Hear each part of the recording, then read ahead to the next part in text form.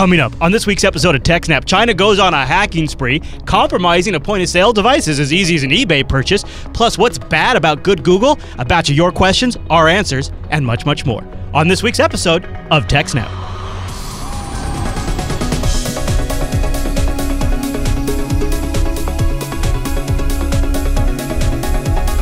Hi, everyone, and welcome to TechSNAP. This is episode 173 of Jupiter Broadcasting's weekly systems network and administration podcast. We stream this episode live on July 31st, 2014. This episode is brought to you by our three fine sponsors, Ting, DigitalOcean, and iXsystems. I'll tell you more about those great sponsors as this here show goes on. Our live stream, why, that's powered by the incredible Scale Engine over at scaleengine.com. You've got to go check that out. My name is Chris, and joining us every single week is our host, the admin, the tech, and the teacher, Mr. Alan Jude. Hey there, Alan. Hey, Chris, everybody. Thanks for watching. Hey, Alan. I went out for a run this morning to prepare my mind for today's TechSNAP. Now, in doing so, I sacrifice the rest of my body, but my mind is ready, Alan. I'm here for it. That's good, because this is going to be kind of a marathon. You need some endurance to get through this. Okay. You're saying a big show? Is that your way of saying a big show? Basically. All right. Well, our first story came from an HP researcher. Do I have that right? Yes, you do. Tell me about it. Yeah. So Matt O, who's a researcher at HP, he's a senior malware researcher and he decided to see what he could find by buying an old point-of-sales terminal on eBay. Ah. So he bought an Aloha point-of-sales terminal, which is a brand of computerized cash registers used widely in the hospitality industry, which is like hotels and restaurants and stuff like that. He paid about $200 for it on eBay. The Aloha point-of-sale system is sold by a company called NCR. Oh, yeah, I've done work with actually, them. It bought the POS from the line of POS is from a company called Radiant Systems back in July of 2011 for $1.2 billion. Oh, yeah. Okay. So obviously making point-of-sales terminals is a big business. Yeah. It's one of the most popular systems in the hospitality industry, second only to the microsystems one, which Oracle bought for $5.3 billion. So obviously there's quite a bit of money that could be put into making these not suck, but it's not.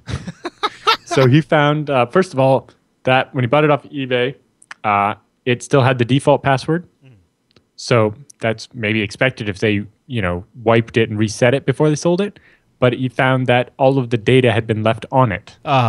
So that suggests that the default password had never been changed and had been left as the default password the entire time it was in use. Right. That way the support guys knew just what to put in when they sat down. Or rather the employees. Yeah, that too. Yeah. Or, just nobody set it up, right? They installed it and just started using it and nobody actually locked it down or anything. But he also found at least one security flaw and a leftover database containing the name, address, social security number, and phone number of all the employees who had used the system previously. I guess for whatever reason, when you create a user account to use this cash register, it takes your social security number and stuff. Yeah, that's weird. I don't know if it does it for payroll stuff to link your account to your payroll. I don't know. Yeah, but it was stored on the. Why does the cash register need my name, address, social security number, and my phone number? Yeah, I don't know. But his research illustrates security issues facing the hospitality industry, especially the outdated point-of-sale systems, which some companies can't afford to update or just don't have. You don't expect a hotel to have a very large IT staff. A lot of times the wireless is set up by some external company that came in, set it up, and left. Right, or a lot of times it's outsourced just entirely for all of IT, not just wireless, but all of the IT. Yeah, and the point of sale system usually doesn't even necessarily fall under the IT system, right? It's the credit card terminal that goes to the front desk isn't usually technically covered by the IT department, right? Because it's we have a Windows shop, we have a server or whatever, but it's quite different. Companies don't appear to be paying enough attention to security issues around the point of sale system. We talked about this last week. You see some places where their point of sales terminal is on the Wi-Fi that anybody can get on in the lobby. So somebody could be sniffing the traffic or interrupting the traffic or whatever they want. Yeah. And they found that older systems are often still in use. Every once in a while, you walk into a place and their credit card processing terminal actually uses a dial-up connection. Yeah, I still see that, yeah. And I'm like, Seriously, it takes like a minute to run a credit card that way. How do you not have, the phone company here sells a low-speed DSL line. It's only got like 128K or something. That's all you need for the terminal, and it's always on. Yeah. It doesn't interfere with your phone line. Right. Because it's so worth it. My mom used to work at a convenience store, and it was a pain because if somebody was on the phone, you couldn't process a credit card.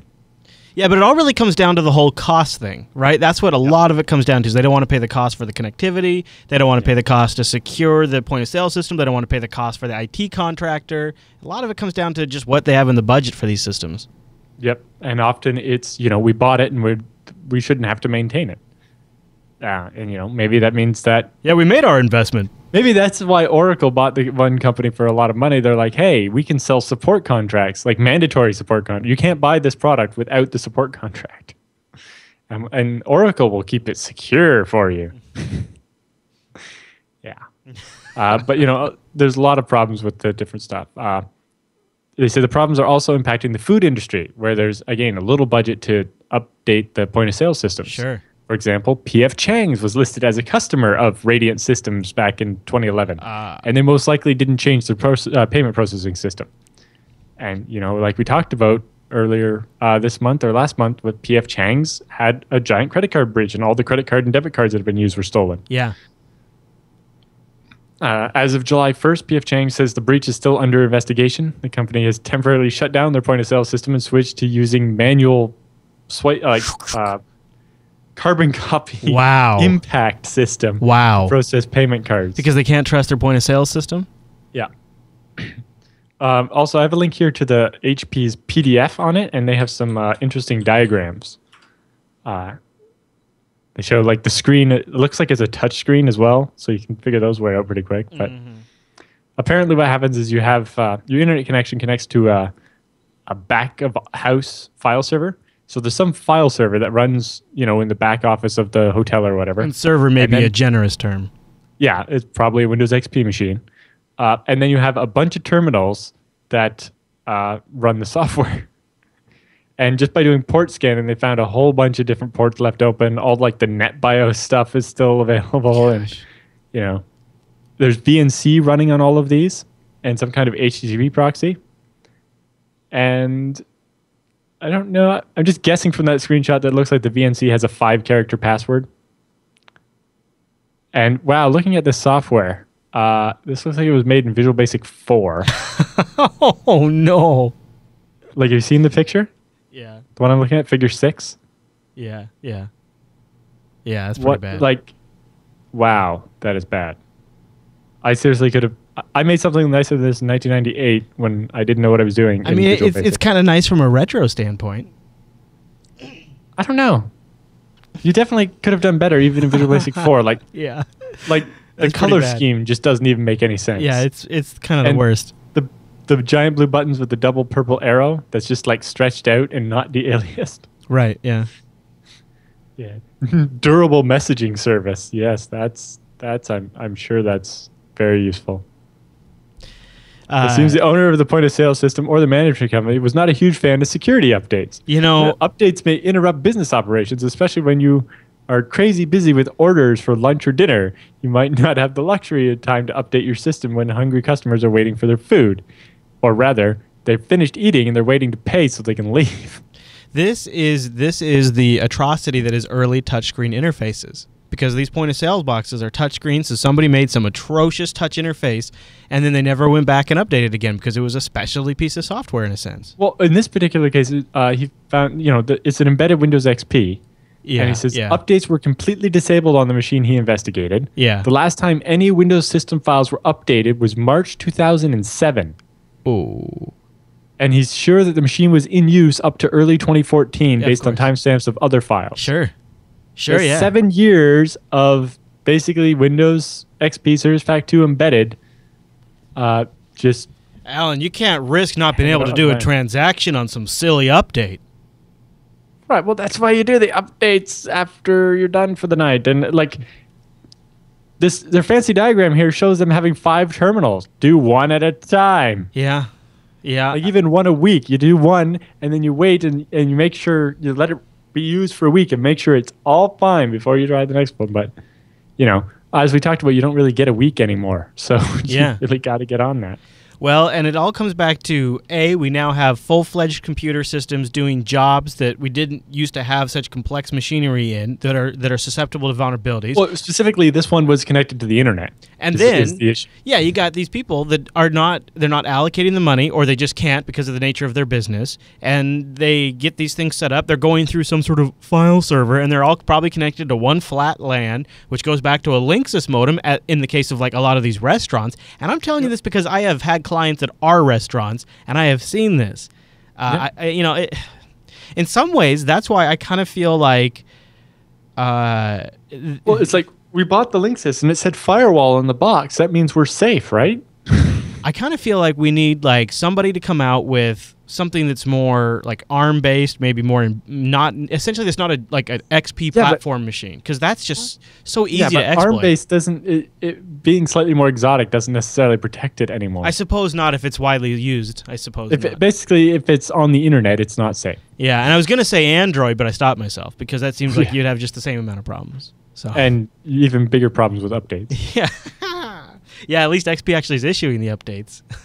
Well, not anymore this year, but for the 7 years when they weren't installing the updates, there were updates. Are they doing it for embedded still? I think they might be doing it for embedded still for a little bit longer. If you have a support contract, but in this case, I guess it would be the POS manufacturer that would have had to buy the support contract. I suppose. And they've been bought twice since then, and maybe they don't care. Yeah.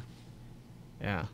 That's the other thing. Is like when you buy a point of sales terminal, no one seems to think about, well, is the company I'm buying this from going to be around in 7 years to provide support for the software?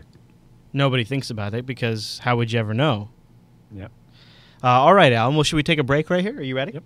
All right. Well, I'd like to tell you about Ting. Go to techsnap.ting.com right here, right now, full stop. Here's why. Ting is going to change the way you think about wireless. It's a flat $6 a month, and then they just charge for your usage, your minutes, your messages, and your megabytes. They add all those up at the end of the month. Whatever bucket you fall into, that's what you pay. Plus, like the tax man's cut. It's really, really straightforward, and it's really how the wireless industry should be structured. All cellular plans should be based like this, and then you build on top of them. And of course, everything included you might want, like caller ID, tethering, hotspot, three-way calling, call forwarding, all other features like that are just part of the service. You need tethering or a hotspot. You just check the box in your OS, and you can use it. You just pay for the data usage. And there's no contract with Ting. That's really nice. And they have an early termination relief program to help you get away from your existing carrier, who probably sucks pretty bad. The thing I really like about Ting is they are really hip to what's going on in the mobile industry. Like, they are enthusiasts end to end. I've talked to them before about Firefox OS, Sailfish OS, Ubuntu Touch. They follow all of that stuff. In fact, today they just blogged about a great deal on the Amazon App Store. If you got Amazon apps, you can get 30 Android apps. They're normally paid apps for free. And one that jumped out at me is Instapaper. This is my Read It Later service that I use. Normally $3, and it's free right now in the Amazon App Store. There's a few other really great apps too that are free, like PDF Max is if you need to do PDFs and sign PDFs on the go. That's a good one to grab. So there's a few other good ones in there. But and My Alarm Clock I've heard good things about too. Oh, and Sonic and Sega All-Star Racing. There you go. Look, see, they're just following this stuff all the time. So you can check out the Ting blog. They've often got some good stuff over there. I was pretty happy. Ting sent me an iPhone 5 with the Ting service all ready to go for my trip down to OSCON. And because I'm a maniac, I put iOS 8 on it, and something really cool happened on my trip. Not only did I have LTE service everywhere I went down in Portland, which was awesome, and that meant that while we were on the floor, I was able to use messages to take a picture of who we were interviewing and then send it to Angela, and then she was able to post online and say, hey, the guys are on the floor talking to so-and-so, to kind of tease who we were interviewing while we were doing it. That was neat. But the other thing that iOS 8 did it felt like the freaking future, is Amtrak, the train company that I took, to the people that run the trains that I went down.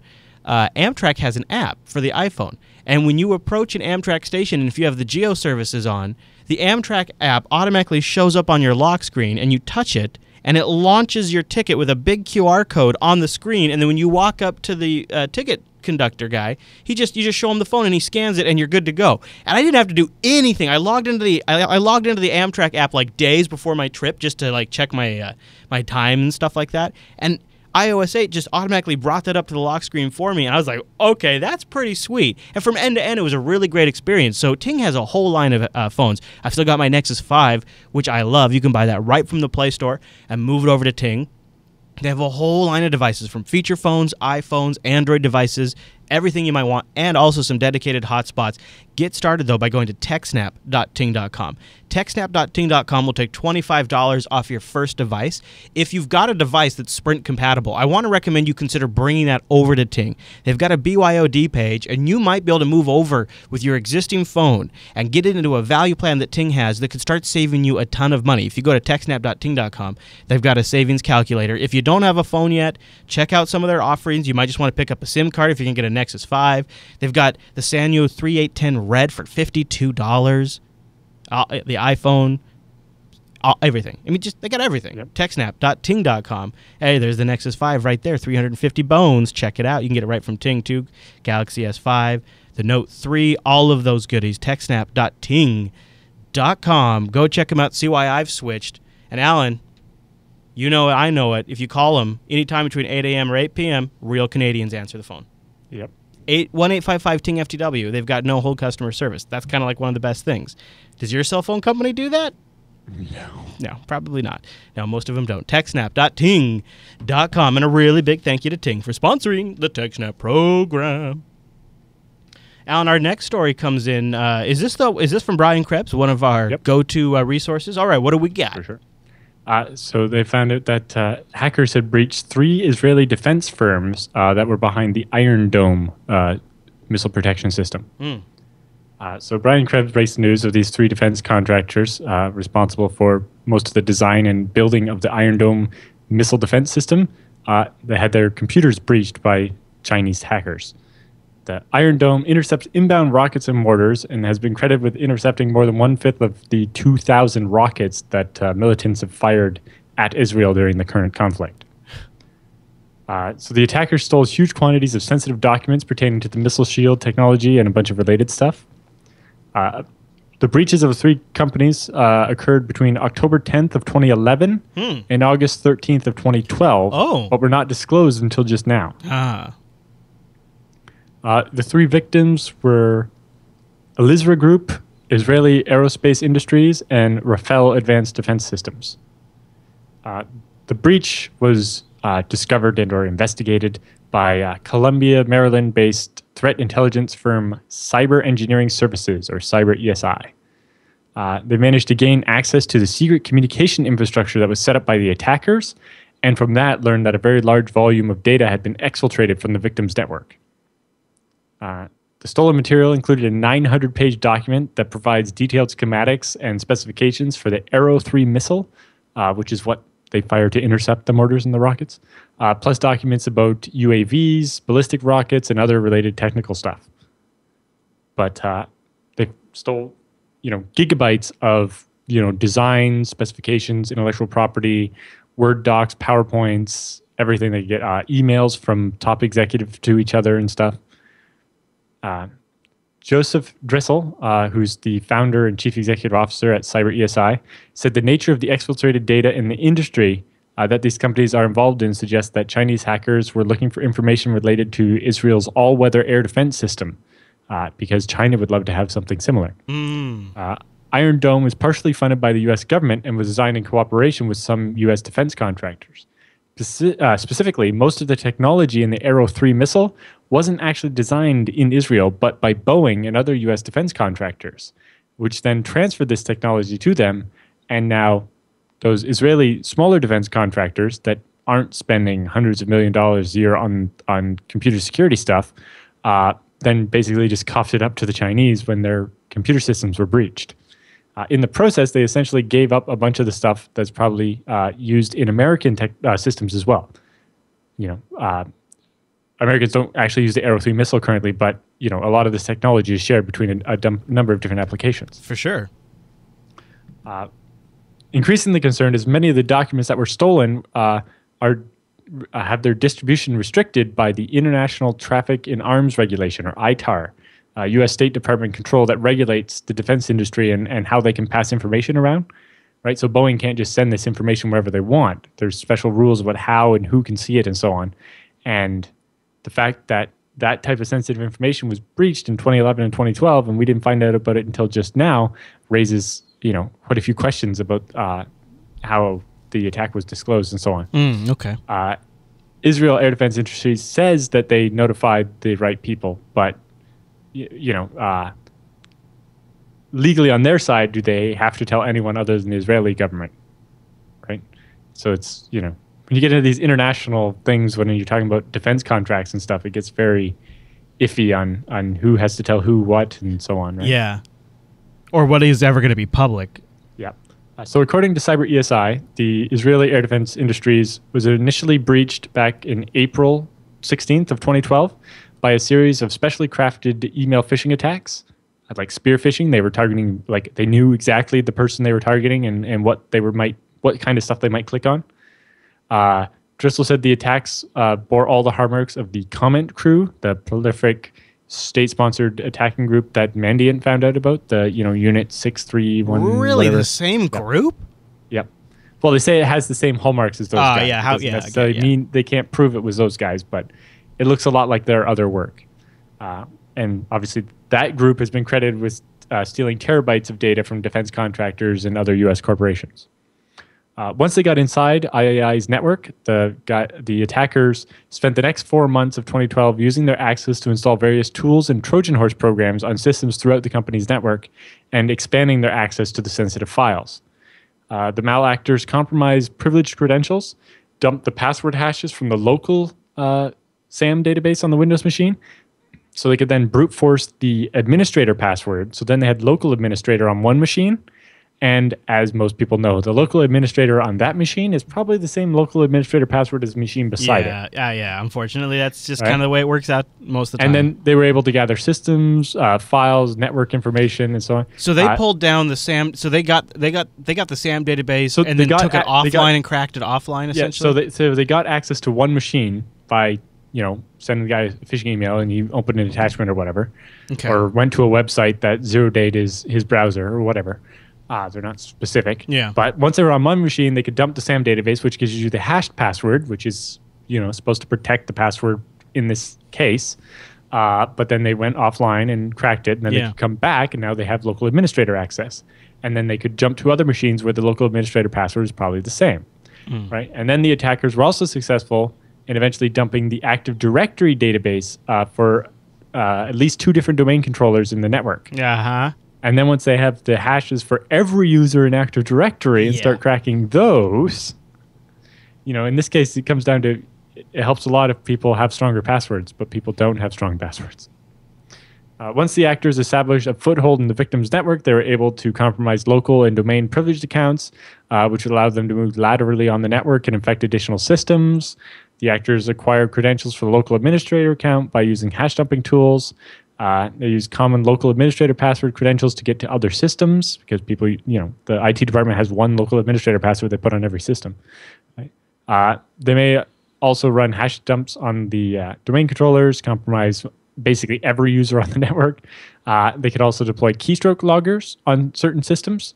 And once you do that, you can capture the password, right? You don't need to brute force the hash of maybe the head of the IT department has a really strong password that you wouldn't be able to brute force. But if you can get on a system he uses and put a keylogger on, then you can capture that password. Right? And then they were also able to capture passwords for other non-Windows devices on the network. And through that, basically able to take out or to take over the entire network. Well, some of the world's largest defense contractors have spent hundreds of millions of dollars and several years learning how to quickly detect and respond to these types of cyber threats, and training their employees about phishing emails and locking everything down. And again, they don't assume that they're never going to be breached. They assume they will always be breached, and that they have to just lock it down and contain it as quickly as possible to prevent the bad guys from able to get a foothold or to exfiltrate any data. Whereas the smaller firms, one of the companies that got breached here only has 80 employees, right? They're not Boeing or Lockheed Martin with hundreds of thousands of employees, and so if you only have 80 employees, I bet your IT staff is not even going to be more than a couple people. Sure, if. And so you can't expect even a couple of really good people to defend against the Chinese government or whatever, right? And so it's debatable whether that same approach could really apply or scale to small companies. How are these smaller defense contractors supposed to protect their networks from government-sized attackers? Yeah, but really it's an almost interesting question. It is, and the problem with it is in order to have true, I'm kind of guessing here, but in order to have really true agile development of something that's brand new, you might need smaller independent contract type companies that are working outside bureaucracies, working outside of political dynamics. So in order to have a good, in order to get good stuff, you're forced to use these companies. But you're right. At the same time, the very nature of being a company that size means they're not able to defend themselves. And I know, I worked for an energy company who sold inverters to the military for the troops in Iraq, and all of their vehicles were supplied with these inverters. And when they got that deal to supply the inverters, they had to go through a whole series of certifications and testing. But as the person who's doing their IT, it was really kind of from the IT standpoint. Are you using Active Directory? Check. Do you roll your passwords every 90 days? Check. Very superficial, Yeah, and it's here's the NSA's paper on how to secure a Windows box. Yes. Make sure you do all of these things. Yeah, that's exactly right. Or make sure you check a box claiming you did all of these things. Yeah, that's exactly right. And there was never any deep analysis of maybe have you conducted a penetration test? Have you had your, there is some of that for some really important stuff. But again, we were a company supplying inverters to the troops that are driving around Humvees in Iraq. And that was the extent of our security clearance that we had. And then they had to do drug testing for the employees and stuff like that. But, IT-wise, it was pretty minimal. Yep. All right, Alan, any other thoughts on that story? No, not on that story. Well, then, you know what, Alan, if you're okay, then if we take a quick little break right here, because I got something kind of special to tell you about. That's the great folks over at DigitalOcean. Head over to DigitalOcean.com. It's the end of July, right? So if you were going to, give us a July bump, you better get on it right now. You better go over there and use the promo code SNAPJULY while you can, my friends. Time is running out until the next promo code comes along. Let me tell you a little bit about DigitalOcean. DigitalOcean is a simple cloud hosting provider dedicated to offering the most intuitive and easy way to spin up a cloud server. Users can create a cloud server in less than 55 seconds. And pricing plans start at only $5 a month for 512 megabytes of RAM, a 20 gigabyte SSD, one blazing fast CPU, and a terabyte of transfer connected to Tier 1 bandwidth. DigitalOcean has data center locations in New York, San Francisco, Singapore, Amsterdam, and a brand new data center in London. Their interface is simple. Their control panel is intuitive. And Power Users can replicate that bad boy on a much larger scale with their straightforward API. And you're seeing some really cool integration with Puppet, integration with Chef, integration with scripting, integration with desktop environments to manage your DigitalOcean droplets. At the end of the day, though, you still have got that incredible DigitalOcean dashboard. You go in there, you create your droplet, you can do your DNS management, you can take your snapshots, you can deploy infrastructure immediately as you need it. If you need to expand for a day and then contract, if you need to do some testing. Back-end infrastructure. Michael Dominic on Coda Radio uses DigitalOcean for a lot of the back-end infrastructure for his clients. And when they have a big day, like say they're about to do an app update, they'll just simply spin up a few more droplets. And what's really cool is in some of the data centers, they have private networking where you could have a front-end set of servers and then back-end servers, and all of the communications in that private networking does not count towards your transfer. So that means you're not wasting your bandwidth doing database stuff, or even just nice? Monitoring and load balancing and stuff. And something that Matt loves from the Linux Action Show is the one-click installs. He's done a one-click install of GitHub. He did a one-click install, GitLab. He did a one-click install of WordPress, and they're using Docker throughout now too. So if you want to experiment and play with Docker, this is a great playground to deploy it in production or just for your own edification. That's right, edification. I said it. And when you use the promo code SNAPJULY... Just used a big word. Yeah, I'm so proud of myself. When you use the promo code SNAPJULY, you'll get that $10 credit. Well, if you get the $5 rig like I've been using, you're going to try it out for 2 months for absolutely free. It's a really great way to go. DigitalOcean.com. Go check them out. Go sign up and make yourself a droplet. See what I've been talking about. DigitalOcean.com, promo code SNAPJuly. That lets DigitalOcean know, hey, thank you for supporting TechSNAP. Thank you for making an awesome product and keeping one of my favorite shows on the air. Thank you very much. And thank you to everybody who supports our sponsor. DigitalOcean.com, promo code SNAPJuly. Okay, Alan, I feel like we're building towards even more news. Like somehow, potentially, there could be another news story we're about to talk about. Yeah. Chinese hackers again, perhaps? Yes. All right, where are we now? In this case, this one is actually like current. So while it seems like we're talking about two things that happened at the same time, even, Right. The last story was about 2011 and 2012, whereas Right. this one's about 2014. Right. So Chinese hackers have breached the National Research Council of Canada computer networks. And it's interesting, they did that while the NRC was working on new security systems to prevent attacks. Do you think the timing of the other story is coincidental? Like maybe they're trying to ramp up some anti-Chinese. Like I'm not saying they didn't do this Possibly. stuff, but the timing of this one in particular, it was interesting because the Canadian government is currently in the process of setting up a state visit to China, and is trying to and China's trying to convince Canada to allow more Chinese investment in Canada, and specifically government-controlled investment. And Canada is trying to resist, and so this actually. The Chinese would have rather this not come out now, because it's actually making it harder for them to negotiate on the stuff they're trying to get to happen. I'm sure that's a coincidence. Yeah. So the Canadian federal government revealed on Tuesday, earlier this week, that the NRC's computer networks were the target of a cyber attack and had been shut down to contain the compromise rather than letting it spread, specifically because they didn't want this to get out to the rest of the government network. The NRC is working with both private sector and university research teams to create a new physics-based computer encryption system. NRC is developing photonics-based quantum-enhanced cybersecurity solutions, collaborating with to develop technologies that address increasing demands for high-performance security for communications, data storage, and data processing. Photonics? So, it's photonic-based quantum-enhanced encryption. Please state the nature of the medical emergency. Not that kind of photonic. Oh, okay. More like, fiber optics photonic. Anyway. Okay. NRC is continuing to work closely with its IT experts and security partners to create a new secure IT infrastructure. This could take approximately 1 year.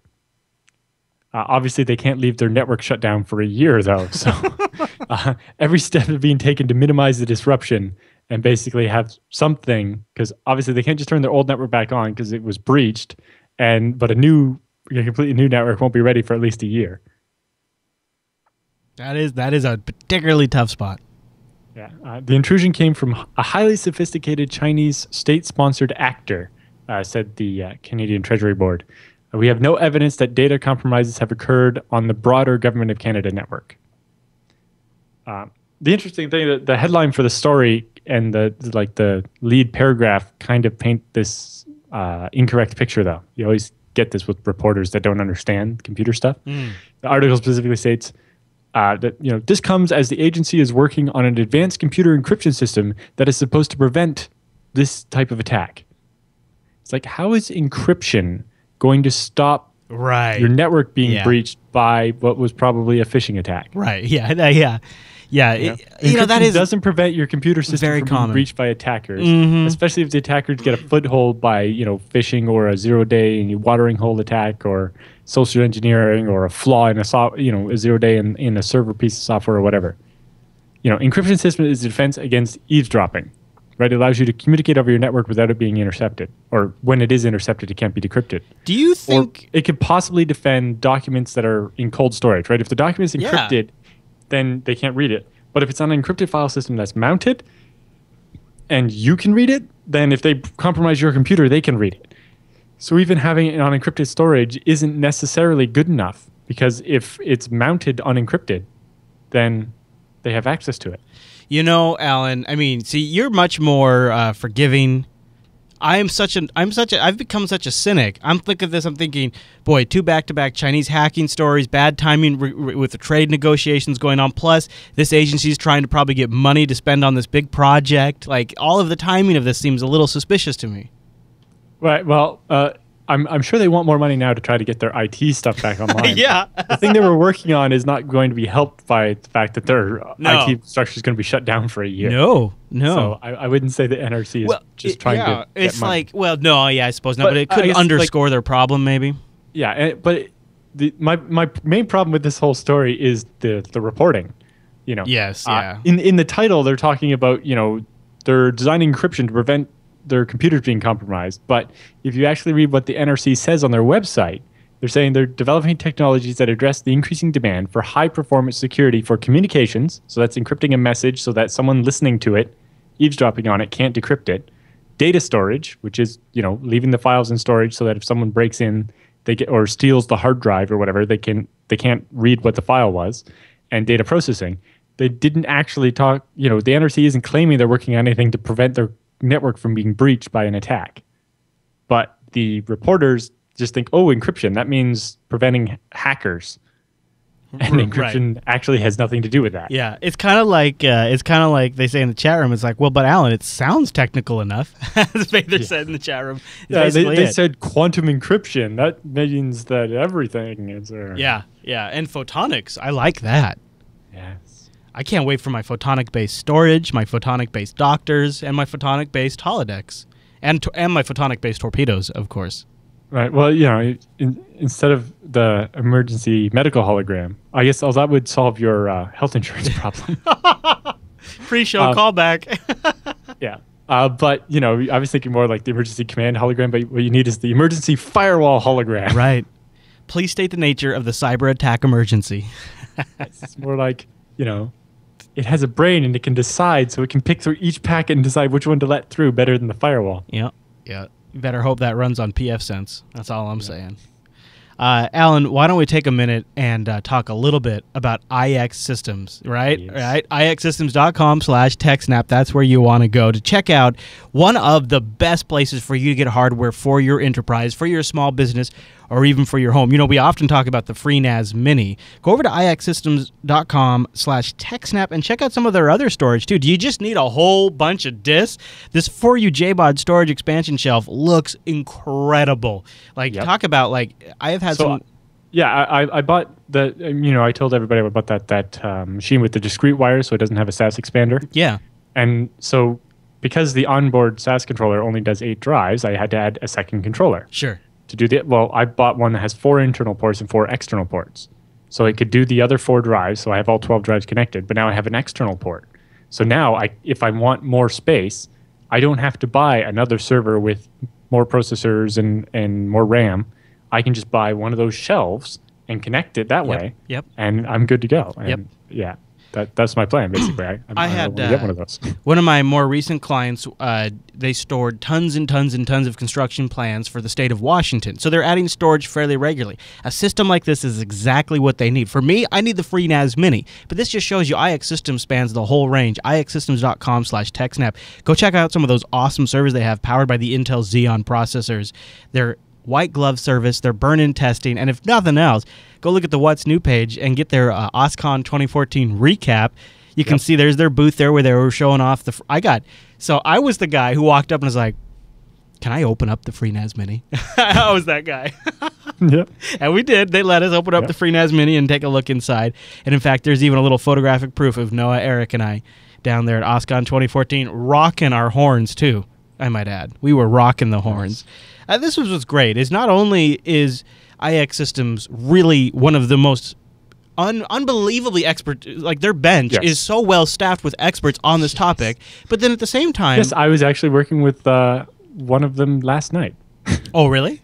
Yes, I encountered a small problem with an update to the ZFS code that went into the developmental branch of FreeBSD 2 days ago. And last night I was having some trouble with it. And so I was actually working with one of their ZFS experts to solve the problem. Yeah. And we have a proposed solution, and I'm going to try it after the show today. And if it works, that'll go into the FreeBSD head. I mean, if that doesn't underscore how intimately connected their staff is to the products that you will be deploying. I mean, think about the expertise level there. But on top of that, like they match it with the community interaction. Like, they go to almost every one of these events. They're there talking about the technology, giving just, bouncing ideas off people, talking about possible solutions for them. So it's this whole range from the customer service to the hardware quality to the best practices that they employ to the staff that they employ. It's finally, after all of the years that I've been in IT, finally a company got all of that stuff and put it together, and you can get it right now. iXsystems.com/TechSNAP. You can go grab that ultimate guide to buying a new server for open source. 11 key traits you must absolutely demand from your provider if you're having a hard time convincing somebody upstairs to switch from one of those other vendors who sounds really great until you actually start buying hardware from them. Yeah. This guide can do it for you. iXsystems.com/TechSNAP. And a huge thank you to iXsystems for sponsoring the TechSNAP program. Well, yeah, it's like I thought about it a while ago. It's like if some other hardware vendor was trying to pull me away and make me use them instead of IX, it's like, but does Josh work for you? Yeah, how could they? They just don't have the staff. Does Matt work for you? Does Craig work for you? Right. It's like, no. Well, then why would I want to do business with you? Well, and can I talk to you when I'm going to the same convention that you're going to? Because I can talk to my vendor. I go there and I say, hey, what's going on with this? Or, hey, what about this?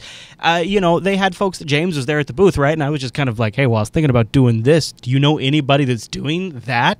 It's a unique opportunity.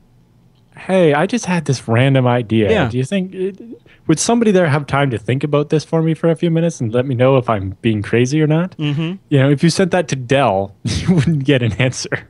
No, you know what the coolest thing was? They let me store our camera gear while we went to lunch at their booth. Oh, nice. Right? How great is that? Yes. That would be so that we'd have to carry it all around Portland. All right, Alan, our last big news story of the week is another Krebs on security piece. This one, this is going after Google Ads, right? Like, this is, yep. Google can't be happy about this. Yes. So this Krebs found on one of those Russian underground forums this new service, and then was, laughing at the fact that this service that attacks Google currently advertises on YouTube and tells you to contact them via their Gmail address. Side note, Krebs' browsing history, like if you're the NSA looking at where this guy goes, it's way worse than mine. He does quite a bit to hide it because otherwise he would get banned by the Russian hacker for it. Yeah, right? He's on some list somewhere if he's not careful. Yes. So what did he got? So he's talking about online service. The funny thing he said is that the more he works underground like that, he finds that no matter what business he can think of in the real world, there's an underground anti-business for it. That's an interesting way to put it. So in this case, it was for Google. So, a common scam involves Google's AdSense service, right? AdSense is where Google pays you to put ads on your website, and you get paid when somebody clicks on them. So the fraudsters set up a fake website or whatever, and then they drive fake traffic to it and fake clicks, and they get paid based on, for selling this fake traffic back to the people that buy ads from Google. And, that's been going on for more than the entire history of AdSense, which is at least 12 years now, right? Google's been doing that as long as I remember. Mm-hmm. I remember using AdSense on one of my websites in 2002. So, yeah it's been around for a long time. It's been a long time. That was back before you had an account to use Google search stuff. It was strange to have a Google account back then. Oh, yeah. I wonder if that's maybe where I got my first Google account. Well, for me, it was weird when the account I had kind of got turned into a Google account. And it didn't have, because it was just it was my email address that was outside of Google, where now everything's based on your Gmail. And yes. It was just like, how did they know who I was? Anyway. So the fraudster gets paid a portion of what Google got paid for showing the ad. But Krebs found someone doing the opposite, where they're defrauding the AdWords side. So AdWords is where you go and you pay Google to show your ad along with the search results or on other people's websites. Right, and there's like a charge per click or view, right? Yeah. There's a charge per click, and Google does stuff based on, if your ad gets clicked more, it means that it was more interesting or more engaging, so it maybe gets shown more and so on. But the funny thing is, the name of this service that defrauds Google's AdWords program is GoodGoogle.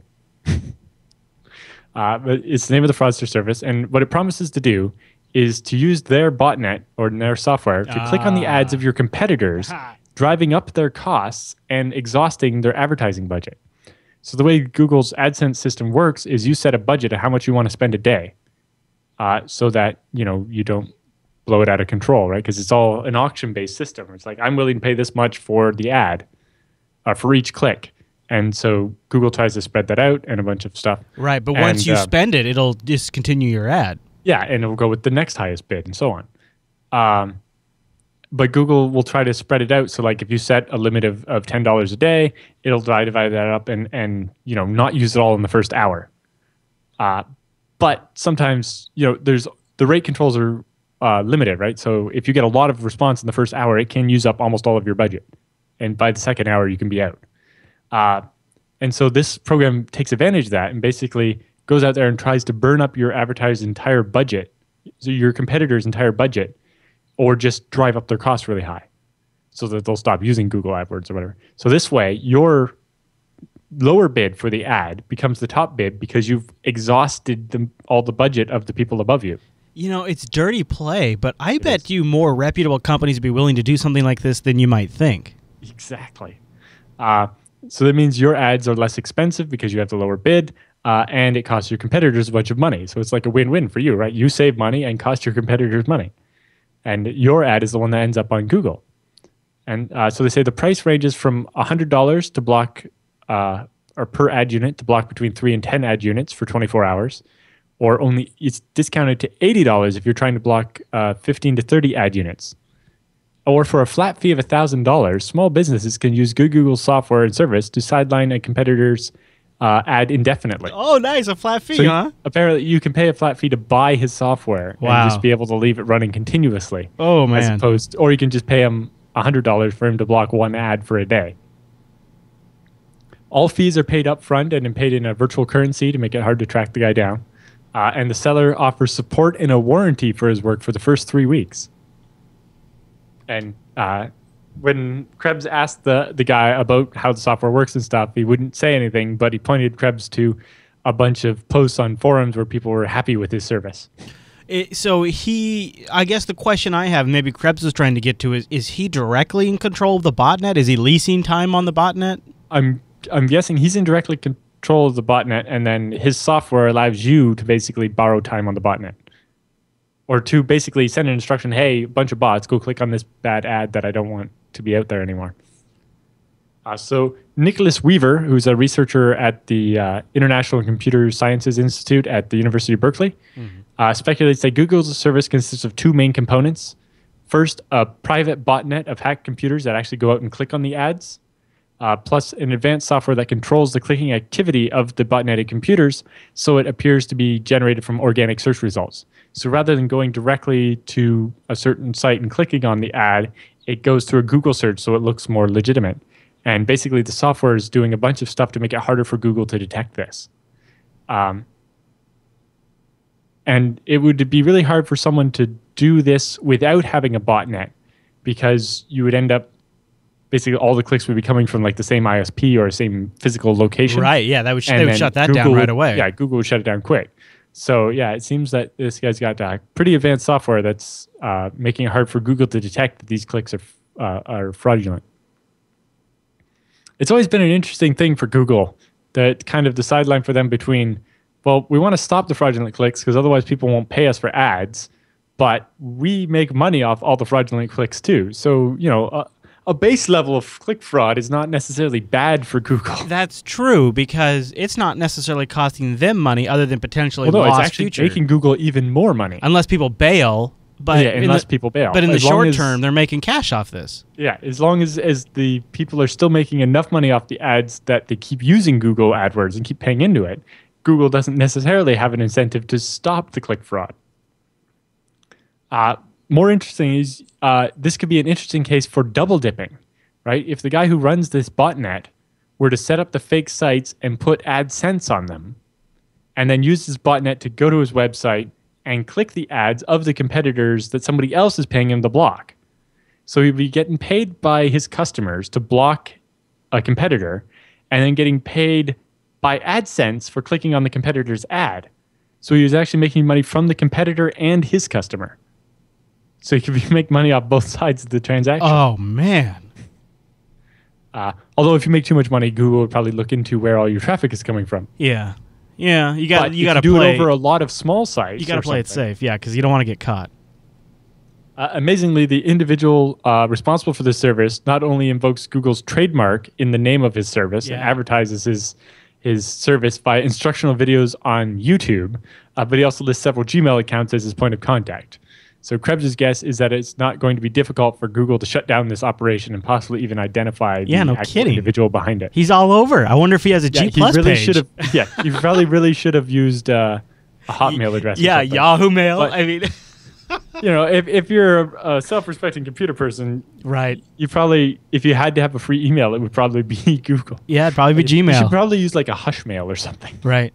Or, maybe set up his own mail server. Yeah. Wow. This is one of the bigger ones, but there could be smaller operations going on. Yep. Well, yeah. Especially since Google doesn't lose a lot of money on this. I bet it's going on more than we realize. Google generally probably makes money on it. Yeah, that's fascinating, Alan. Yep. Any other thoughts on that? Nope. All right. Well, I'll just give a quick obnoxious plug for 2 shows that came out today. BSD Now, episode 48 came out. And yes, you should watch that because Chris gets eaten by an internet goblin. Liberating SSL, too, which sounds like a good one for the tech. Yes, it was a very good interview. High energy. It was a nice interview. And then on Tech Talk today, we talked a little bit about some of the tiered stuff that Sprint's bringing to the U.S. on the internet, which is bogus. I'm not happy about that. And also BitTorrent's new Bleep chat messaging program we talked about on Tech Talk today, episode 36. So we're not done with TechSNAP, but if you want to add to your queue, those would be some good ones to check them out. Alan, is there anything else we want to cover in the news segment? No, I don't think so. All right, well, then you know what that means. It's time for the TechSNAP feedback.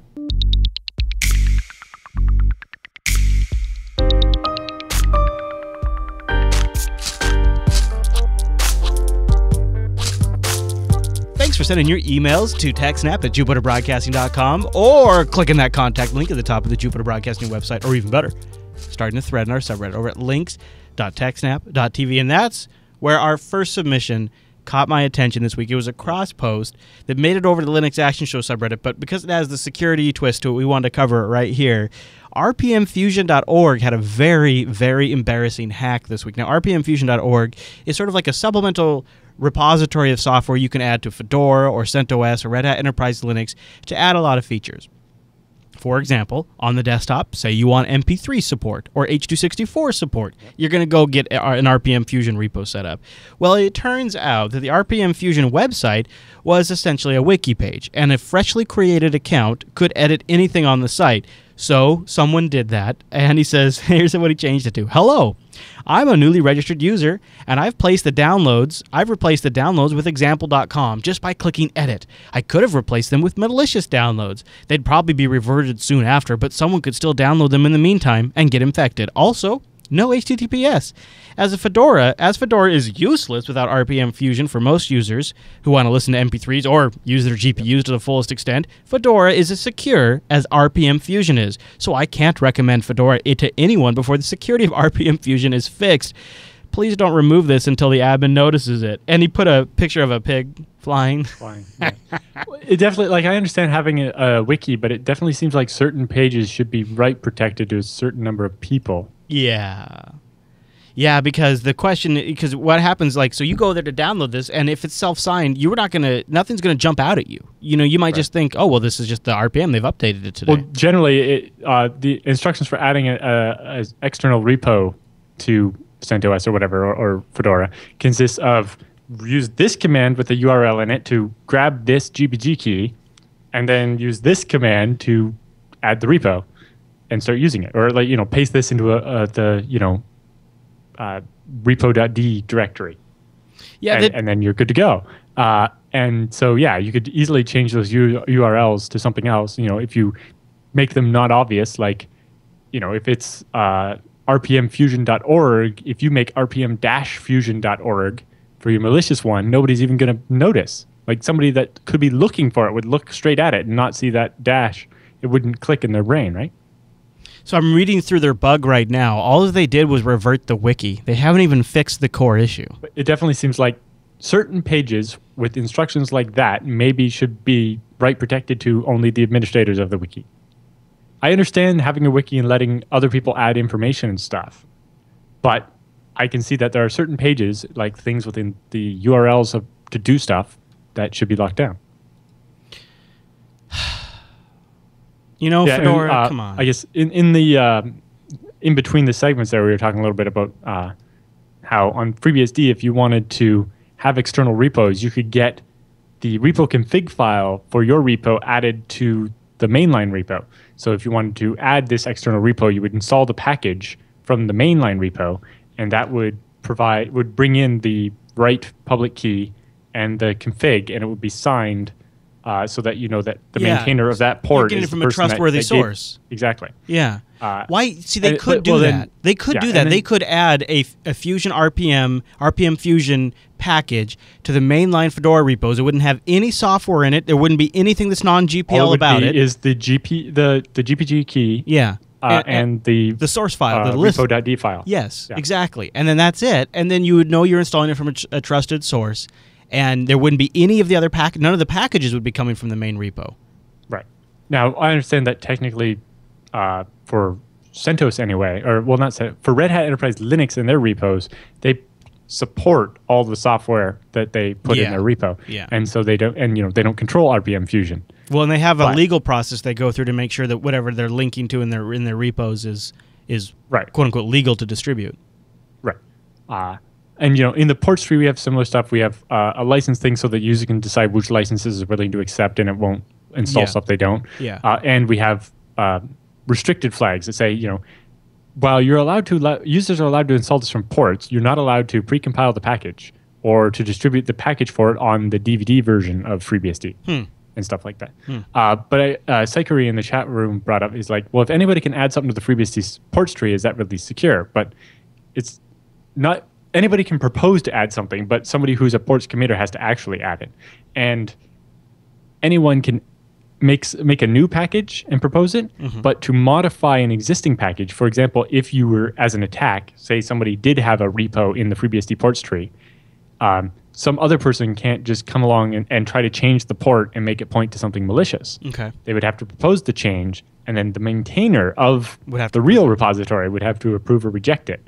And he would say, no, that's not our repo. We reject it, and nothing would happen. All right.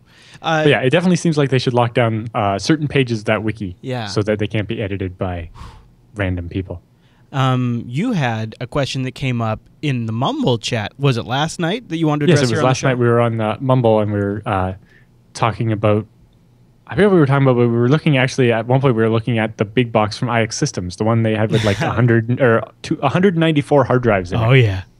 And we noticed that it uses these two Zeus RAM drives, and we were talking about what those are. Okay. So those are basically SSDs, they're SAS SSDs that are really fast. Then we got talking about things like the DDR drive, which was a PCI Express card with RAM slots on it. Oh, yeah. And used that, and it was really fast. Oh, yeah. The problem is that they don't seem to make a newer version. It's still actually DDR1 RAM. And it doesn't seem like they've made a newer iteration of the card. Maybe the controllers can't handle it any faster. I don't know. And so William was wondering, is there something faster? Because currently the Zeus RAM is limited by the 6 gig per second SAS interface. Now, there are 12 gig a second SAS interfaces now, but the Zeus RAM there isn't a newer revision of that yet. And he was looking for something that not SSD based, but RAM based. And so we were kind of poking around, and we found two kind of interesting products. The one is SATA-DIMM, which is actually an SSD, but in the form factor of a stick of RAM.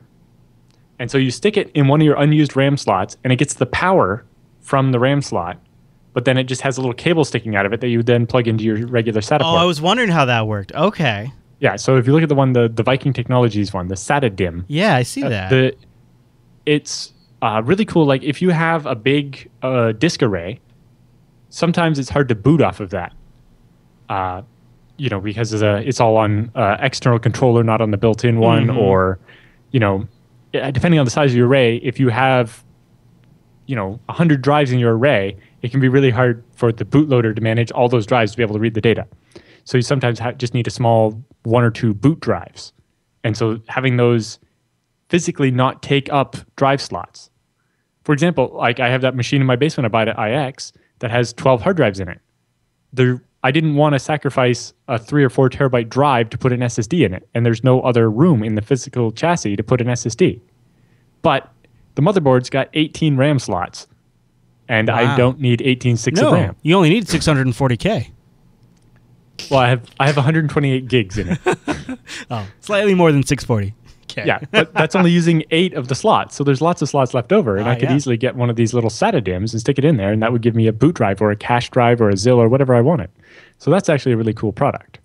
But then we found the Ultra DIMM from Diablo Technologies and SanDisk, which goes in your DIMM slot, but actually interfaces via the RAM channel. What? How is that possible? So it's actually slow RAM. It's an SSD instead of a stick of RAM. So it's actually treated as, so it has basically, I guess it partitions itself or something, and it shows up like when you boot in the post or whatever, when you boot the BIOS, you get some amount of it as RAM, and it's just not all that fast. It's like, 2 to 4 gigabytes a second instead of RAM is normally, 10 or 20 gigabytes a second maybe. But how can the RAM slot understand SATA anything? Well, it's not SATA. There's no SATA involved. Okay. Right? It's actually literally the flash chips talking directly as being addressed as if they were RAM. Oh, okay. There's a controller in them, I guess. Okay. Yeah. That is amazing, actually. Yeah. I wish I had more open RAM slots because I want to play with this stuff. I was like, how does this work? Because most BIOSes won't address more than like 32 gigs of RAM in total, or will only address RAM sticks up to 32 or 64 gigs. So how can you stick a 400 gig SSD in one RAM slot? And so they talk about it, but apparently it requires a customly patched BIOS. But there are 3 OEMs, including IBM, that are making custom patched BIOSes for this. And basically what it does is a certain amount of it appears as RAM. And then once your OS starts up, they have a driver that then makes the rest of it show up as a hard drive. And then in the video, they kind of explain it. But so if your database is using this, it'll, build up the buffer of what it wants to write in the RAM part. And then via the memory controller, it'll just get routed to be written to the flash. And the biggest thing is that if you have a bunch of these in your RAM slots, then you can take advantage of like the multi-channels of RAM and the fact that each DIMM slot has 8 channels talking to it to get basically each of these sticks of RAM that's actually an SSD is actually a whole bunch of separate SSDs. It has 8 separate flash translation layer chips, right? So normally your SSD has one embedded processor that's doing all the work. Well, on these RAM sticks, they put 8 of them on it, and they address each little part separately so that they can do 8 times as much data at once. And so I guarantee a write latency of like 5 microseconds, which is a whole order of magnitude faster than the PCI Express direct attached SSDs, which is even an order of magnitude faster than the like regular SSD disks. Wow. So it seems like it requires a custom BIOS and a custom driver for the OS, but it's definitely looking really interesting and ridiculously fast. Storage is going to be one of the coolest areas of development in the next few years. Yeah. And but if anybody knows of any other cool products, I'd love to look at them and just talk about them. Yeah, just to look at them right now and know that I'm never going to be touching those for a long time. It's fun to at least look at, though. But the SATA DIMM one, I can see myself actually buying that. Yeah, absolutely. Yeah, that one is really sweet because you could, like you said, you could just boot from it. No driver needed.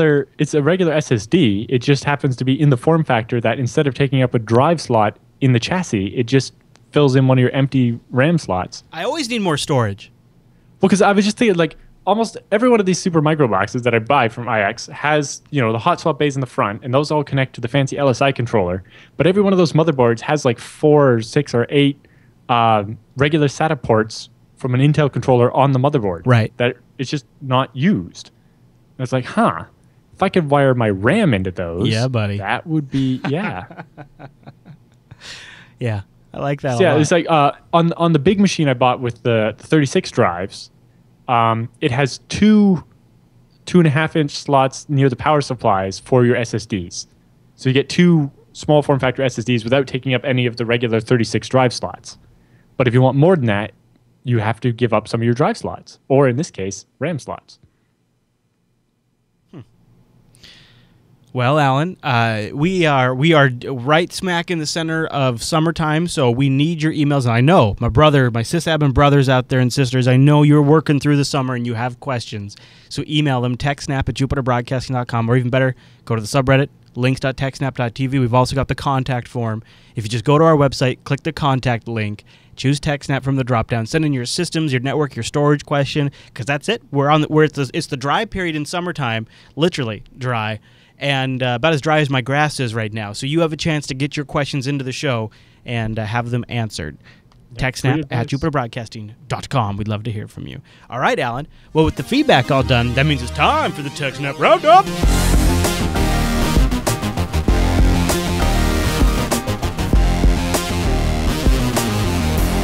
Welcome to the TechSNAP Roundup. Yeah, that's what that crazy music means. Now, the Roundup are stories that just didn't quite fit at the top of the show, but we still want to go over them, give you some links to follow up on your own after the show. And a lot of these links came directly from our subreddit, links.techsnap.tv. And our first story is a great example of sometimes the thing that's supposed to protect you is the thing that can bite you. I'm not talking about your dog. I'm talking about semantic endpoint protection, a zero-day vulnerability. You know, Alan, it's like Christmas for TechSNAP right now because Black Hat's around the corner. So we're finding out about a ton of stuff that's going to be announced at Black Hat. This is one of them. There was a company. Another one that I didn't get to cover today. I don't know how I missed it. There's a few of them that are. There's going to be more because we have time until Black Hat. So this one's going to be talked about more at Black Hat 2014. But essentially, they found multiple zero-day vulnerabilities in the semantic endpoint protection. They've notified CERT on some of them. CERT already knew about a couple of them too. It looks like, and they're reviewed. They're scheduled for more reviews. Not a lot of info, but they did include a video here. And the other thing that's kind of interesting about this is the folks behind this is the same folks I interviewed recently on the Linux Action Show, the offensive security guys who also make Kali Linux and a few other things. So just the way they work is they have a fairly successful contracting company that they go out and do these tests for their clients, and then Kali Linux is part of their tool suite that they use to do the actual testing. And they're the ones that found this, so they'll be talking about it. They have an entire day-long session scheduled at Black Hat. He talked a little bit about that in our interview with him a couple of weeks ago. So if you're an endpoint security user, sorry about the bad news. Patch up. I don't even know if there is a patch yet, so stay tuned for more info from the TechSNAP show. Okay, the chat room's been asking about this all episode, Alan. What do you know about BadUSB? So this is an article over Ars Technica, and it's actually apparently related to that bad BIOS thing. Remember the unsubstantiated claim that the virus was spreading via like ultrasonic sound waves via your speakers or something? Yeah. But in this one, basically, they take advantage of the fact that almost every USB device has firmware in it. A little controller or something? Yeah. And so when you plug a device in, that thing is doing stuff. And in this case, their point is that you could program that firmware to do something unexpected. Yeah, they're saying like you would by doing this, you would make it irrelevant. You could format the USB stick 1,000 times and it wouldn't matter. Yeah, or you could take, say, a webcam and in the firmware, make it also simulate that you plugged in a keyboard.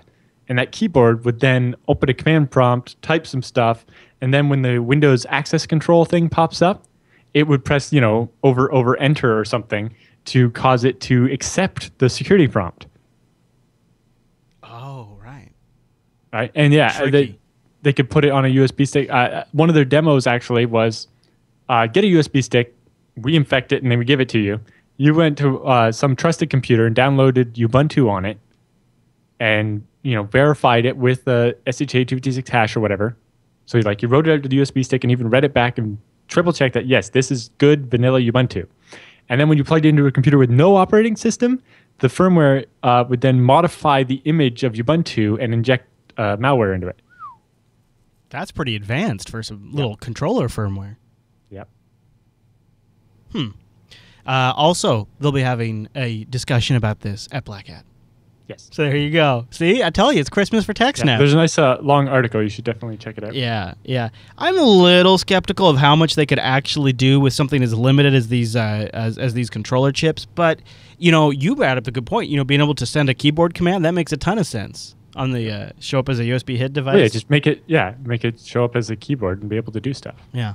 And you could just put this in a webcam and people think, oh, my computer is compromised, reformat it, whatever. They're not going to think to check the webcam's USB controller chip for a virus. No. I'm thinking back to when the GCHQ destroyed the computers that have the Snowden data on it. Remember how they specifically went after the webcam controller chip and the keyboard controller chip in the MacBooks? Like, they specifically made sure that they destroyed those components. Kill everything, yeah. We talked a little bit about some shenanigans going on with the Tor network last week. Now the Tor network's coming out with sort of some more information from their side, saying they have detected a group of around 150 relays that they believe operated for the first half of this year on the Tor network that was trying to de-anonymize users who visited different hidden services that were protected by Tor.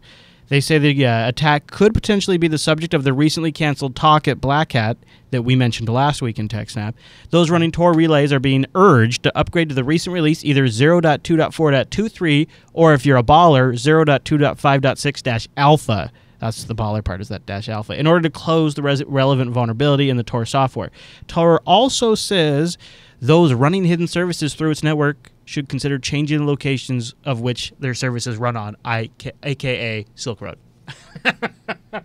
and others. And then GigaOM goes on. If you're not familiar with Tor or want to know a little bit more how Tor works, they have a pretty long article about it. Also, the Tor guys it's interesting. Like, they were a little annoyed by how this has been disclosed, but they say in their announcement, they have some grudging respect for it, too. They say the protocol header signal injection attack is actually pretty neat from a research perspective, in that it's a bit different from previous tagging attacks, which targeted the application layer payload.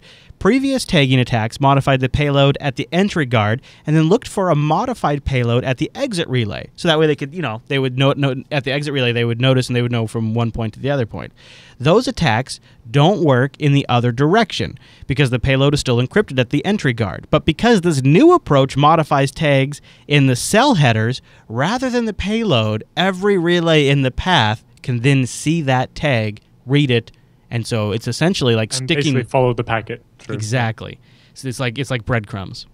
Well, it's like more like the thing you see on TV where the government injects the bad guy with a tracker, with the radioactive isotopes, so they can monitor him from a satellite. Yep. Oh, that's pretty cool, Alan. All right, we got some new SSL server rules going into effect November 1st. Yes. So the certificate, the CAB, the Certificate and Browser Group that decides the rules for SSL, says that effective November 1st, they will not allow the issue of internal SSL certificates. So you cannot get an SSL certificate that covers the name email server, or unqualified domain names. Everything will have to be something so that it's not possible that someone else could have the same name as you, and therefore you have a certificate that would work against their network. Okay. Yeah, so it's for A, for your own protection, and B, for the protection of others, so that if your certificate gets stolen, it only works on your network. Now, because currently, I think it is also possible to get a SSL certificate for like 192.168.0.254, which would cover almost everybody's network. Right. And that, they're like, no, we're not going to let that keep going on because it's becoming a threat vector. That makes sense. When you got a lot of money and a lot of things to ship around the web, maybe you want to build your own CDN. Apple's multi-terabit, $100 million CDN has gone live with the release of the new Yosemite beta. Apple's long-rumored content delivery network is now live in the U.S. and Europe, delivering traffic directly to Comcast and other ISPs. Apple's gone through and signed up a whole bunch of deals with these ISPs. Verizon is one of the other ones. Rogers. Well, the important thing is that they actually paid the extortion fee from Comcast. They did. And of course, and on top of that, they're still using Akamai and Level 3 CDNs for iTunes and all of the App Store downloads. But over time... I was going to say, were they actually going to be getting rid of Akamai for They iTunes? plan to. They say over time, this is according to an insider, he says it's too early to know how much they'll move over, but they say Apple's already started using their own CDN much faster than they expected. The pace of their build-out and the amount of money they're spending on infrastructure, he says, is incredible. Based on this guy's calculation, Apple has already put in place multiple terabytes per second of capacity, and by the end of this year, will have invested more than $100 million in their CDN build-out. They've been already working on it for over a year. Now, this is coming from a guy, his last name is Ray Byrne. He's an expert in streaming media industry. He's got a blog post on the whole thing. I'm reading this from ours, though. Apple, of course, was reached out for contact, and I was like, "Go screw yourself. We're not talking about this." But the rumor is they've made deals with Comcast, AT&T, Verizon, Rogers, I guess when you distribute as much crap as Apple does, iTunes and apps and stuff like that, it probably makes sense. And they have the whole data center they got to, deal with. Yep. So there you go. Look at them go. Speaking of Comcast, we got a little Comcast and story. terabits per second. Yeah. Comcast now carries more than 1 terabit per second of IPv6 traffic. Wow. I think a lot of that is Netflix, which supports IPv6. Oh. But Comcast says they have IPv6 rolled out to about 30% of their customers so far. And I see AT&T says 20% of their network is IPv6 enabled. Time Warner stands at 10%. Verizon Wireless at 50%. That's interesting. Well, it's because phones. They don't have enough IP addresses for all the phones to get online without IPv6. Right. And they have a little more control over that network too. Did you hear about this Android fake ID vulnerability? That it was all... Android imported some old Apache code. Yeah, the Harmony code. The old Harmony code from 2000, updated since 2011. And essentially what it did is it made Android stupid, and it was just accepting... If an application could present itself as another application, and it would just accept the cryptographic signature without checking it. So some applications, like Google Wallet and Adobe Flash, are allowed out of the sandbox, because why wouldn't you want Flash available to every application on the phone? So this goes back to Android 2.1. My evil app pretend to be Flash. Google Wallet or Flash and get outside the wallet or talk directly to the NFC chip. Yeah. And apparently this affects every Android version since January of 2010. Yeah, and it's been fixed in 4.4 because they changed the way this kind of works. There's also some 3LM devices that you could present yourself as. I mean, the fact that it's Flash is kind of ironic. Now, it's not super bad because Google has scanned every app in the Play Store to see if they do this. And they're also using the Play Services API on every phone to even check sideloaded apps, because they do verify sideloaded apps before you run them. And so they can check to see if it's doing that, and they can try to stop it there. Now, the problem is they introduced the Play API and services in Android 2.2, which means 2.1 devices don't have this mitigation. But also, it just means that people would have to just figure out a way around the mitigation, and then they'd still have access to this vulnerability in anything that's older than Android 4.4. Pretty major, actually.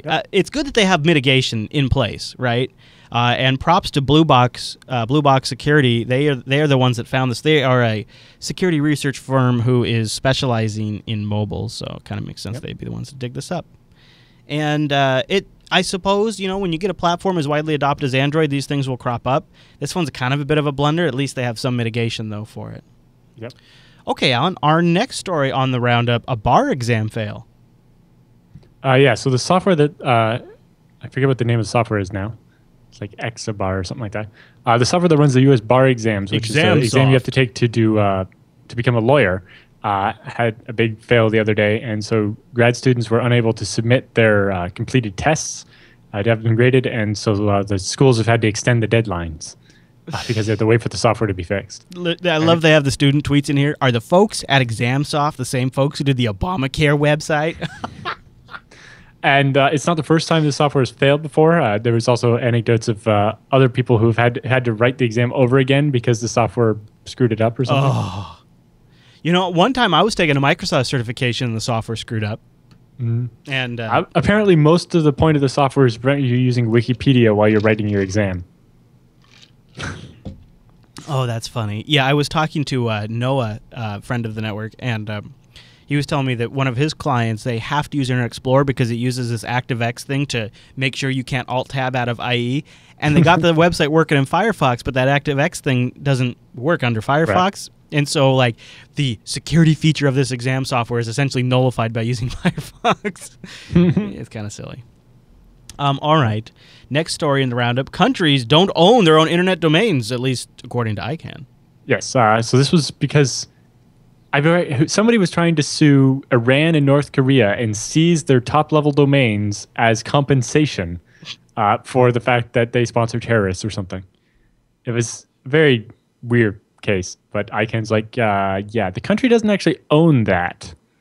Technically, ICANN doesn't own it either. It's kind of just... It's there. And it's kind of just by agreement that we agree it exists. And that it should be run and stuff. And so they're like, you can't just seize it. That's interesting. And then it's, how could you wouldn't want the same thing to be able to be done to other people, right? Like, the rest of the world could agree that all .us domains should be seized or something, right? Yeah, I suppose so. Yeah, I guess that's a bad precedent to set. Yeah. And it's like, in this case, it's for example, the .ca domains. The Canadian government doesn't own those. There's the CIRA, which is a board of people elected from people that own the domains to vote on how it should be run. Right. And then the individual domains are owned by people like me.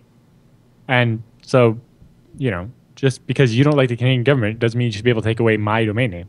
Yeah, as Aaron Raven Aaron Raven Arch or whatever it is in the chat room is pointing out, essentially what they're saying here is they're not property, right? Yeah, they're not property. Well, and the biggest one is that ICANN only controls the L root name server. There's A through like L or something. I forget what the top letter is, but there are a lot of different root domain servers, and the system only works because they all agree about who owns what and what or how each thing is managed. But, if ICANN tried to overextend its authority, the other root domain servers could decide no, and that would cause a schism, and they could make a hell of a mess of the internet. Yeah, no kidding. I'm glad you caught this next Roundup story. I read this one, meant to tag it for the Roundup, and it slipped my mind. A 24-year-old allegedly used a simple but brilliant scam to cheat Apple out of $300,000. Of hardware. So he went to various Apple stores, a total of 42 times, different stores all the time, going to 12 different states, and would try to buy something or a bunch of hardware or whatever. And then he'd swipe his debit card that didn't work because it was for an account that was closed. And after, try it again, and it still didn't work, he's like, oh, well, I'll call my bank and get an authorization code. And so he'd pretend to call his bank and then tell the cashier some 8-digit number, which is supposed to be this authorization code. Which I guess he was just making up? Yes. And the software on the Apple that Apple uses on their POSs would just accept a number as long as it was the right number of digits. And basically the way this works is then at the end of the day, when they actually send all their credit card transactions in and get processed, that number would end up not working. And so he would have left the store already. Yeah, he's long gone by then. Yeah. Yeah. So the way this is supposed to work is the person behind the cash register is supposed to call the bank and verify that number. And the bank says, yes, we actually, something's wrong with the credit card. And so here's the authorization number or the debit card. Here's the authorization number. And when you send us a transaction with that authorization number, we'll approve it and you'll get your money. But in this case, they weren't doing that. So part of it was the social engineering attack, and part of it was just a bad system. And, it seems like another point of sales I didn't even flaw. know that was possible. Well, it's not really. This one wasn't the really human a problem variety. with the point of sales flaw in the software. Yeah. Yeah, it's the human variety. Yeah. Yeah. And part of it is just a problem with the banking system because the banks are more worried about making it easy for you to spend the money than they are, worrying about the fraud. Yeah. Yeah. They can deal with a small amount of fraud. I guess. So in this case, it'll just come down to probably teaching some people at the Apple stores how not to fall for this. Yeah, and you wonder how many other companies that would work at, because you think about it, they're busy. Like if they, probably in that cashier's mind, like the fact that guy was willing to make the call meant they could help somebody else. I've never heard of being able to do that. Makes like an authorization from the bank, and if the card, it's like if somebody's card doesn't work, they call their bank and they fix the card, and then I swipe the card again and it works. Yeah, not this weird thing, but yeah. I don't know how debit cards in the U.S. work. I'd never heard of this either, but I would imagine if you work behind the cash machine, you probably learn about this kind of stuff. So maybe that's possibly. Yeah. Or there's a box on it. Obviously, there's a place to enter it in the Apple POS software. I guess people get trained on it. Yeah, But the Secret Service arrested him, and so isn't that interesting? Isn't that interesting? He took up to $300,000 though in equipment before they caught him. I wonder if he would have stopped if they would have never caught him. Probably eventually would have. Well, he was smart enough to go to 42 different stores in 12 different states. That takes some serious work. State lines. This guy really knew what he was doing. If you're getting all this hardware and you can sell it on the street for amount of money. Oh man, no kidding. Especially the Apple gear. Yeah. Speaking of getting stuff You're like, on the yeah, street. It's not, I didn't steal this out of some guy's bag at the train station. It's in the box. Alan, I've got a van parked over down this alley. It's full of DVDs of TV shows. I can only fit a couple of shows per DVD, though, because my compression algorithm for this TV show is not so good. Not quite. So this is a story from the IEEE Spectrum magazine, and it's about the guy who was hired by, I think it's Amazon that makes the show, isn't it, or is it HBO? This is an HBO show, the Silicon Valley. This is the HBO show called Silicon Valley, which is a fictional show about how awesome Silicon Valley is, supposedly. Yeah.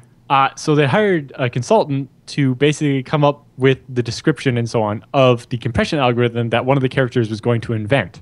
Oh, I see. Okay. So it's a made up for the point of this TV show compression algorithm. But it's like some new compression algorithm that will sound plausible to laymen, people that are watching this TV show. I was hoping like this is going to be the breakthrough technology to make TV shows even more piratable. Yeah, see, that would work for all video, and it would mean smaller downloads for podcasts. That would be great. Yeah, exactly. No, it's H.265 eventually. Maybe I should try to watch this. I haven't seen it yet. I shouldn't be judging. I've not either, and I've heard good and bad things. Yeah. Well, I think I keep getting confused with Amazon tried a similar show, I think, for their... And then there's, of course... They're trying to be Netflix and start their own TV shows. And then there's the IT crowd, which is probably really the one to watch. Which has been over for a long time now. Yeah, but it's on Netflix, I think, so... All right, there's no stronger way to end the roundup than on a tweet. And our last story is just that. Well, what is it, Alan? So it's a picture. A guy says, in the last 10 years, he's not found any better example of how to explain software security to people. So it's a screenshot of Internet Explorer browser on a website from 10 years ago. Welcome to the clean, well-lighted place for books. It's like the lamest website I've ever seen. Yeah, no kidding. But he's buying Linux security for large-scale enterprise networks, paperback. And in the quantity field on the order form, he just entered the number -1. Right. So then when he gets his total at checkout, he owes negative $59.59. And he points out the -1 causing the multiplied by quantity and causing a negative price. And he highlights that as insecure software. And then he circles the little lock icon from the SSL connection in the bottom of the browser and says secure communications. Well, at least it's HTTPS, Alan. That solves everything, right? Just like encryption. Remember we talked about this earlier. Encryption solves everything. That's all you have to worry about. Yep. Yeah, that's a sad comment that in 10 years the situation hasn't gotten much better.